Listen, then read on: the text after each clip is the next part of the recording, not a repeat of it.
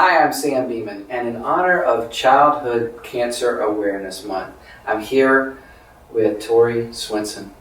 Now, both of us have something in common. We're both cancer survivors. But I want to hear about your journey, Tori. So tell me, how old are you now? I am 15 years old. 15, right now. Okay. And when were you diagnosed? April 12, 2011. I was 7 years old. What was that like as a 7-year-old? I mean, I know what it was like as an adult, but as a 7-year-old, what are you thinking of me? Because, you know, you're playing with dolls and all of this and cartoons. And Yeah.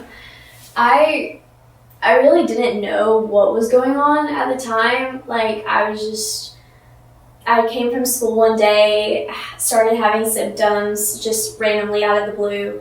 And I was going to the doctor to find out what was happening. And so they sent me to the hospital, basically had the MRI, and then we got the results. And while my mom and dad were with the doctor, I was just laying there watching TV in the bed. And all of a sudden, my mom began to shake the bed, like, because she couldn't stand up. She was just sobbing, and I was like, "Mom, what is going on?"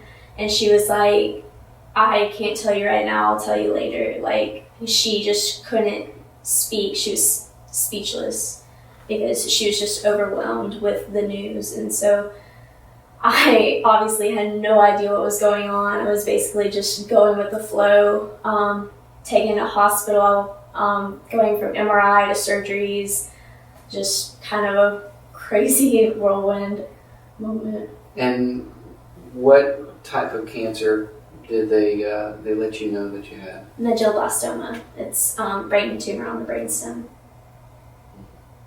And how many treatments did you have of chemo? 55 weeks. 55 weeks. What about radiation? 6 weeks of radiation. The process, and I know a friend of mine who had to go through brain cancer treatment, they create a mold. I had my own special mold, which I actually bedazzled at the end of my treatment. But we have this, right? yes. Yeah. You want to see it? Yeah, absolutely. Let's bring that in. All right. Okay. So basically, it took about like hour and a half, 2 hours, I would say, to get everything aligned. Which they had made the mold the day prior, but I was basically just strapped down for the time being while they were getting the whole camera and everything matched up so that I could have my radiation treatments. But my special friend here was with me through it all. And okay, so you've bedazzled Yes. your friend. And so tell us a little bit about this bedazzling. It looks like this is a necklace? I really have no idea. Your guess is as good as mine. Okay. I had tons of different colors. I was 7 at the time. I was just like, hey, we're just gonna throw some stuff on here, see where it goes. So you've had her ever since. I have. And you've not added anything else since when you were No, 7. but I probably should update it because it's falling apart. And this is something that will always be special to you. Here. There you go.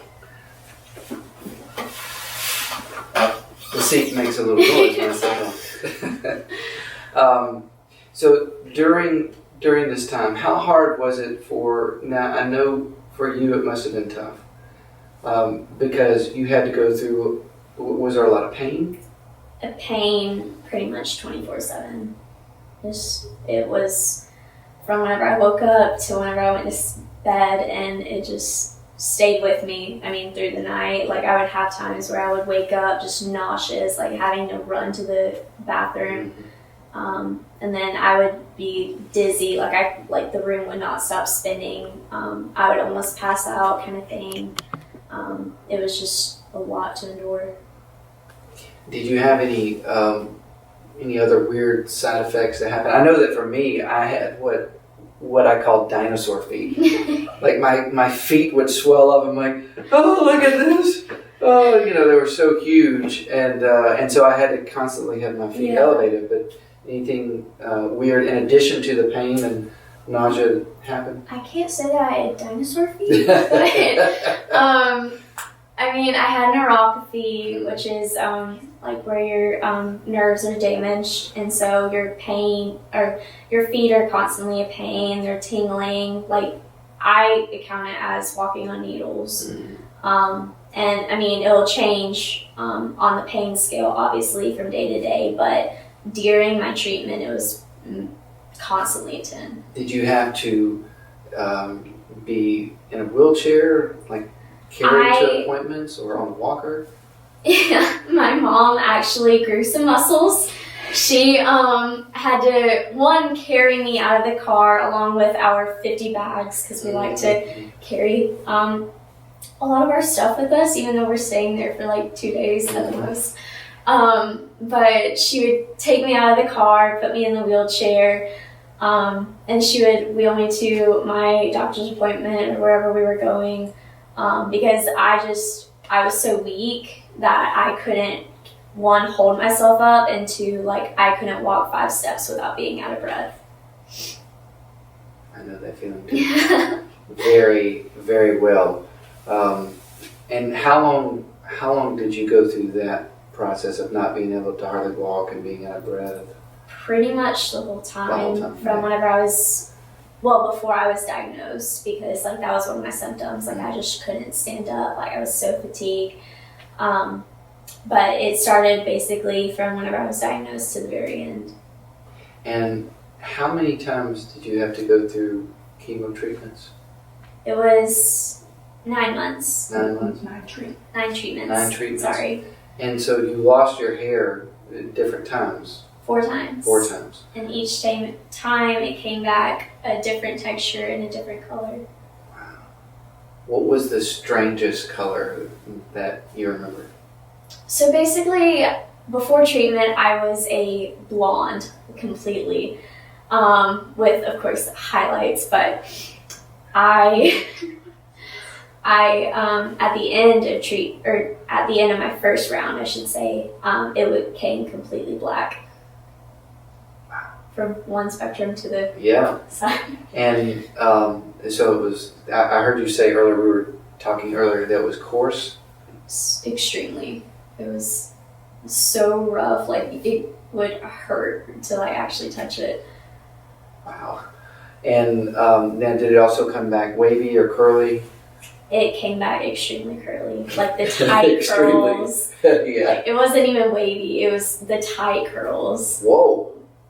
I know that when mine came back, it had this wave in it, and I remember people saying to me like, "Man, I love what you're doing with your hair, you know, it's so cool." And I would keep it cut short, and I just like throw a little gel and water in it, and it was like it was fixed. You know?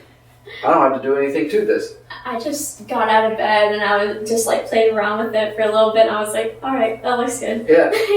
And did you, during, like at the time that you were losing your hair, did you wear any bandanas or hats? Well, okay, so I actually got this wig that was made of real hair, so it was a little expensive.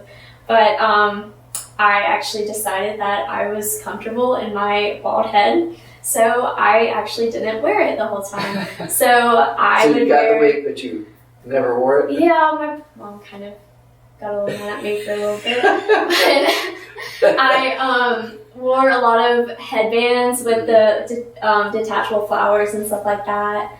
And then I would wear wraps and hats, obviously, but I mean, I was cool with rocking the bald head. Mm-hmm. And you find yourself like rubbing your head all the time. It was so soft. It's really a strange phenomenon. And like when you're my dog loved to lick my head. He would lick it for like 2 hours. He just would not stop. That's funny. Did you have a hospital bed at your house or?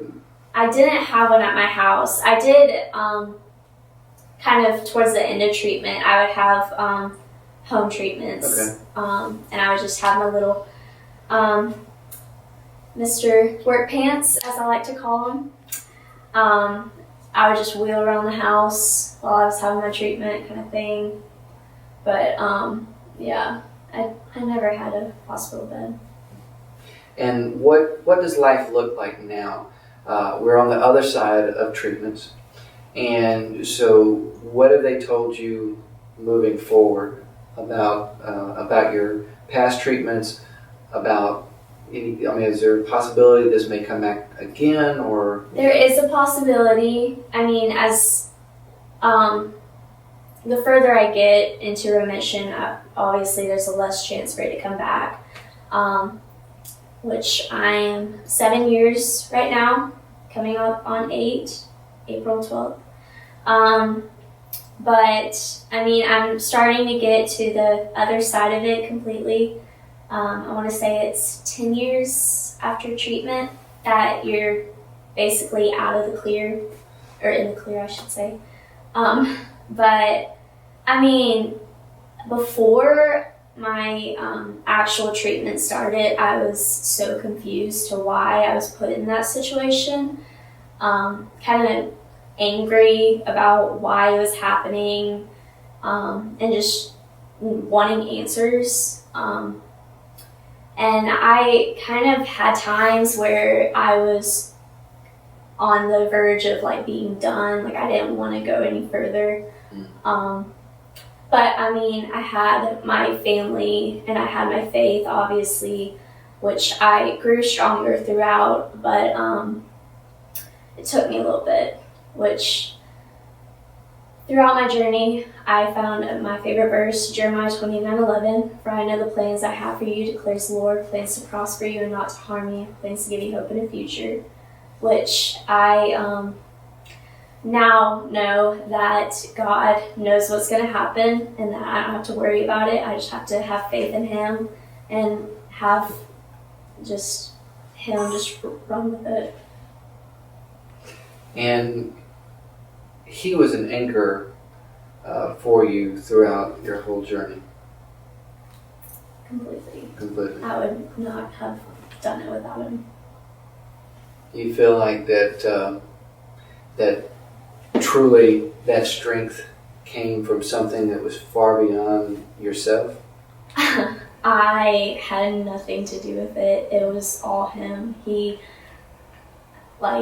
showed up. Well, He was there with me through the whole time, but He showed up at certain points where I needed Him most. And one time was actually in the beginning of my journey, and we were at my church, Cascade Hills, and we came to the altar during one of our healing services, and I bent down. Of course, my mom and dad were there right beside me, and I just got so overwhelmed. I didn't know what to do, basically, and I just felt this huge bear hug around me, and I didn't know who it was. I don't remember anybody coming up behind me. And so I looked up, looked around me, nobody was there.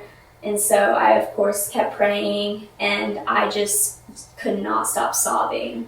And it was just a way of God telling me, that He has me, and that I just have to trust in Him, He has me through it all. Amen. So for those that are watching right now on the internet, however they choose to watch this video, what kind of encouragement would you like to give them? Because there's probably some young people right now that have just gotten the news that they're going to have to start treatment. It's a scary thing. It is. But what could you say to that young person? It could be someone of any age, really. Yeah. But even for someone, it could be a young child, it could be a teenager. What would you like to say to them? I would just say, and I know it sounds cliche, but stay strong in your faith.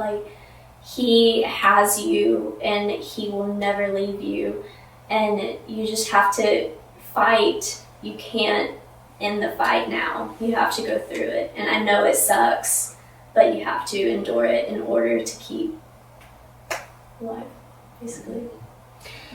Yeah, the thing that I found even during my own journey was watching things that made me laugh. because I found out the power of laughter and it can boost your immune system. And so I tried to watch things that made me laugh, even though it kind of hurt, But I would try to tune into programs, something that I could find some joy. So we're going to go ahead and wrap this up. Tori, it's been a real honor to meet with you.